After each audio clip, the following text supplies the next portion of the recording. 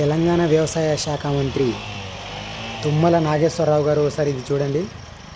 ఇదంతా రైతులు చేస్తున్న పనే లేకపోతే వివిధ రకాల పార్టీల వాళ్ళు చేస్తున్న పనే?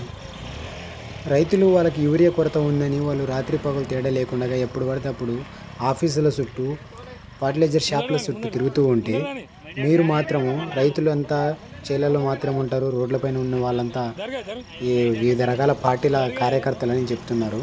కొంచెమైనా మీకు ఏమైనా సిగ్గుందా? రైతులు మీకు రైతుల్లా కనిపిస్తలేరా? వీళ్ళంతా పార్టీలకు సంబంధించిన వాళ్ళ రైతుల? కొంచెం కూడా సిగ్గు శరం ఏం లేకుండా రైతుల మీద ఎట్లా పడితే అట్లా మాట్లాడడము. మీ దృష్టిలో ఎవరు రైతులంటే ఎవరు, పార్టీల కార్యకర్తలు అంటే చెప్తారా?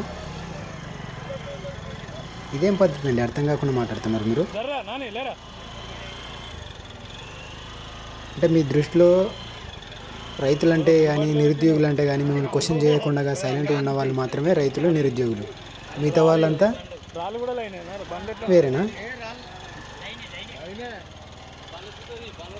ఇకనైనా కేంద్ర ప్రభుత్వంతో మాట్లాడి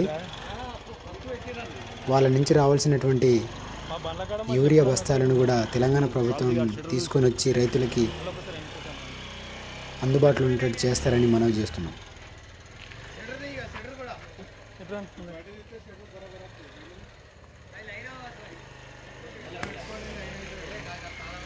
కొంచెం మళ్ళీ బ్యాక్ మళ్ళీ వెనకకు రండి.